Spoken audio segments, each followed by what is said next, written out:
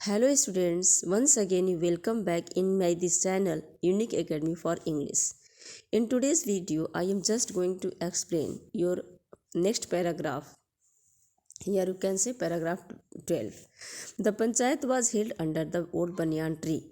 पंचायत जो थी वह पुराने पेड़ के नीचे लगाई गई। वही बनियान ट्री था, उसी के नीचे पंचायत को लगाया गया। Algu stood up and said, Algu खड़ा हो गया और बोला, the voice of the panch is the voice of God. Panch की जो आवाज़ होती है वही एक भगवान की आवाज़ होती है। Let Sahu nominate the head panch, I will abide by my decision. Sahu को अपना नामजद किया जाए, है ना, हेड पंच के द्वारा।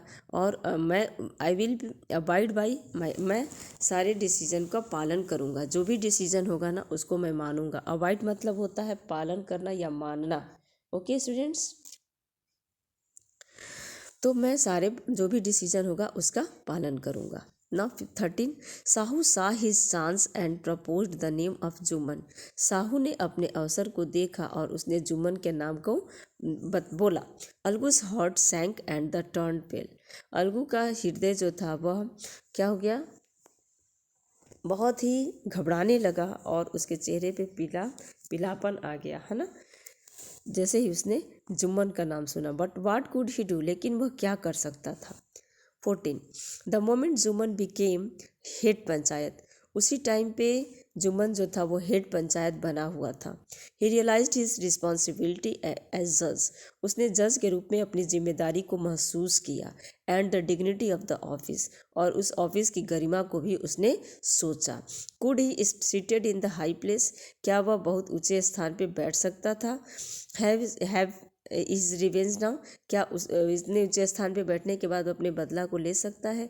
ही थॉट, उसने सोचा। एंड टॉट, और थॉट एंड थॉट, वह सोचा और सोचा। नो ही मस्ट नॉट, नहीं उसे ऐसा अवश्य ही नहीं करना चाहिए। Allow his personal feeling to become calm in the way of speaking the truth and doing justice।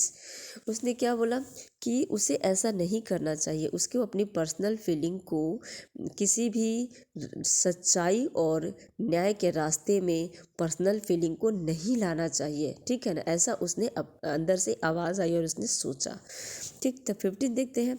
Both Algu and Sahu seated there case, दोनों अलगू और साहू जो थे वह अपने जगह पर बैठ गए।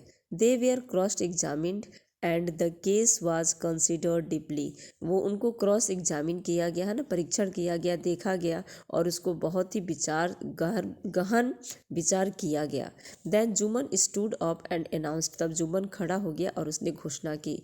It is our opinion that Sahu should pay Alagu the price of the bullock, यह मेरा मानना है कि साहू को अलगू को उसके बुलक के बदले में पेड करना चाहिए। When Sahu bought the bullock, जब साहू बुलक लाया था, it suffered from no disability and disease, तो उस बुलक के पास कोई भी बीमारी नहीं थी। The death of the bullock was unfortunate, जो डेथ है वो बैल की जो डेथ है, मृत्यु है, वह दुर्भाग्यवश हो चुकी है। But Algu cannot be blamed for it, लेकिन अलगू को इसके लिए हम आरोपित नहीं कर सकते हैं। Algu could not contain his feeling, he stood up and said loudly over and over again. Algu अपनी फीलिंग को, अपनी भावनाओं को कंट्रोल नहीं कर सका और वो खड़ा होकर के बार बार जोर जोर से चिल्लाने लगा। Victory to the panchayat, panchayat की विजय हो, पंचायत की जय हो। दिस इज जस्टिस, यही न्याय है। God lives in the voice of the panch, भगवान जो है वह किसी भी पंच की आवाज़ में रहते हैं। Now 16 paragraph. Soon after Jumman came to Alagu, शीघ्र ही जुम्मन अलगू के पास आ गया। इम्ब्रेस्ड हिम, उसे आलिंगन किया, मतलब गले लगाया। और एंड सेड, और बोला, सिंस द लास्ट पंचायत, पिछले पंचायत से, I had become your enemy, मैं तुम्हारा दुश्मन हो गया था। Today I realised that I it meant to be a panch, आज मैं समझ गया कि एक पंच होने का मतलब क्या है। A panch has no friend no enemy, एक पंच के पास कोई भी दोस्त नहीं होता, कोई भी दुश्मन नहीं होता। ही नोज ओनली जस्टिस, वह केवल न्याय जानता है। Let no one deviate from the path of justice and truth for friendship और एनमिटी, चलो अब हम लोग किसी को भी विचलित नहीं होने देते हैं, है ना, जो कि किसी को भी विचलित नहीं होने देते हैं कि जो भी न्याय कर रहा है उसके रास्ते में दोस्ती और दुश्मनी न आए। Algu इम्ब्रेस्ड his friends and wept. Algu अपने फ्रेंड को गले लगा लिया और रोने लगा।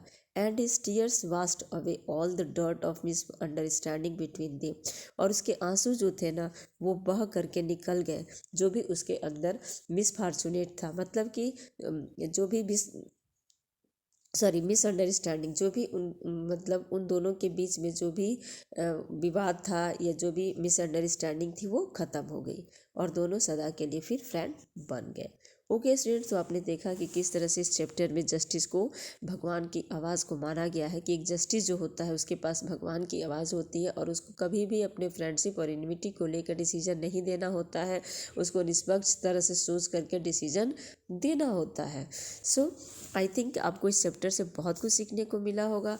आप इसको रीड करिए, वर्ड मीनिंग को रिवाइज करिए, लर्न करिए और जो भी आपको प्रॉब्लम हो आप मुझसे पूछ सकते हैं। Thanks for watching this video.